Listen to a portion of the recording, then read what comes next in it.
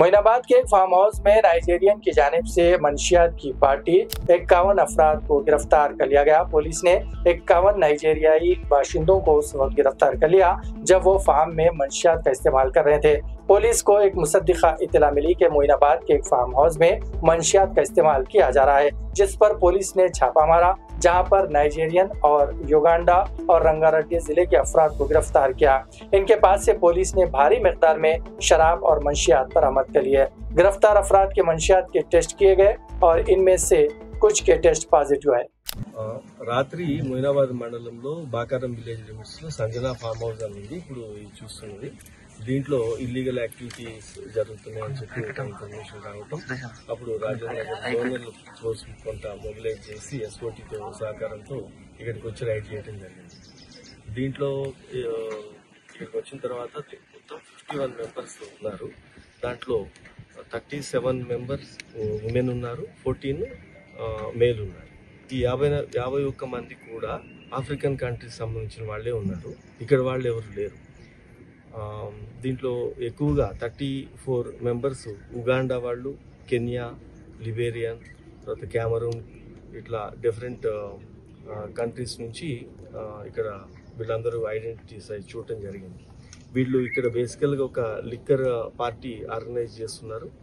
ఒక 65 వరకు ఈ బీర్లు, తర్వాత చాలా ఒక 20 లీటర్స్ వరకు డిఫరెంట్ వెరైటీస్ లిక్కర్ బాటిల్స్ కూడా అక్కడ ఉన్నాయి. వీళ్ళు ఎవరు కూడా ఈ పార్టీ ఆర్గనైజ్ చేయడానికి పోలీస్ పర్మిషన్ కానీ ఎక్సైజ్ లైసెన్స్ పర్మిషన్ కానీ ఏం తీసుకోలేదు. దీంట్లో అదే వయలేషన్ దాని కింద, సౌండ్ పొల్యూషన్ దాని కింద, వీటి మీద ప్రాథమికంగా ఇప్పుడు మనం కేసు రిజిస్టర్ చేయడం జరుగుతూ ఉంది.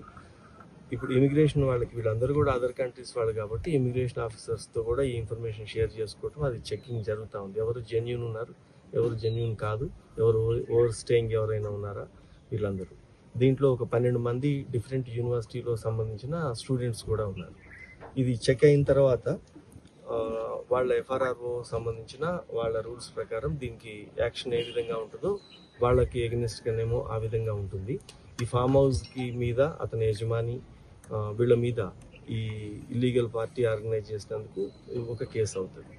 తర్వాత వీళ్ళు ఈ లిక్కరు, తర్వాత హుక్కా, ఇదంతా ఏది ఉందో అది సీజ్ చేయడం జరిగింది. ప్లస్ వీళ్ళు ఏమన్నా డ్రగ్ సంబంధించింది ఏదైనా ఉందా అనేది ఇప్పుడు ఈ ఇమిగ్రేషన్ అయిపోయిన తర్వాత డ్రగ్ టెస్ట్ కూడా చేస్తారు వాళ్ళకి. దాని తర్వాత దాని రిజల్ట్ని బట్టి యాక్షన్ తీసుకోవడం జరుగుతుంది. ఏమైనా దొరికాయా సార్? డ్రగ్స్ కానీ, గంజాయి కానీ పదార్థాలు ఏం దొరకలేదు. బర్త్డే పార్టీలో లిక్కర్ అయితే విజిబుల్గా ఉంది. ఇప్పుడు అది కూడా చేస్తారు. బర్త్డే పార్టీ మామ అని ఒక అమ్మాయి, ఒక లేడీ, ఆమె ఆర్గనైజ్ చేసింది ఇదంతా. ఆమె ఏం చేస్తారు సార్ ఇక్కడ? ఇవే ఇప్పుడు తెలిసింది అయితే ఇది ఓవర్ స్టేయింగ్ లో ఉంది అని. ఇంకా ఇప్పుడే కదా ప్రొఫైలింగ్ చేస్తున్నారు వాళ్ళు. చేస్తుంటే వాళ్ళకి కొన్ని గతంలో ఉన్న కేసులు కానీ ఇవన్నీ అవి బయటకు వస్తాయి. అవి చూసిన తర్వాత దాని మీద యాక్షన్ తీసుకుంటారు. మొత్తం 12 స్టూడెంట్స్ ఉన్నారు సార్, ఇంకెవరన్నా? 12 అంటే వాళ్ళు చెప్పేదాని ప్రకారం ఇప్పుడు వెరిఫికేషన్ జరిగిన తర్వాత కదా వాళ్ళు యాక్చువల్ స్టూడెంట్ వీసాలో వచ్చారా, లేకపోతే వాళ్ళు చెప్తారు నేను స్టూడెంట్ అని. ఇప్పటికిప్పుడు యూనివర్సిటీ దొరకదు. మనం అది వాళ్ళది అసలు ఏ వీసా మీద ఫేక్ పాస్పోర్ట్ ఏమైనా ఉందా, ఇవన్నీ కూడా ఇప్పుడు వీళ్ళు వెరిఫికేషన్లో ఇంకా 1-2 అవర్స్లో 3 అవర్స్లో అయిపోతుంది. అంటే వీళ్ళంతా ఇక్కడ గ్యాదర్ కావడానికి కారణం ఏమంటారు సార్? అసలు ఇంతమంది ఒకే ఇతర దేశాలకు సంబంధించిన వాళ్ళు మాత్రమే గ్యాదర్? అంటే మెజారిటీ ఇప్పుడు దీంట్లో ఉగాండా వాళ్ళే కదా. వీళ్ళందరూ ఒక నెట్వర్కింగ్ ఎలాగో వాట్సాప్ గ్రూప్లో ఉన్నారు. ఇదేమో ఆన్లైన్లో బుక్ చేయడం జరిగింది. పార్టీ చేయడానికి అనే బహానా మీద ఇప్పుడు వచ్చారు. మనం అది ప్రొఫైల్ చేసిన తర్వాత తెలుస్తుంది. Okay sir.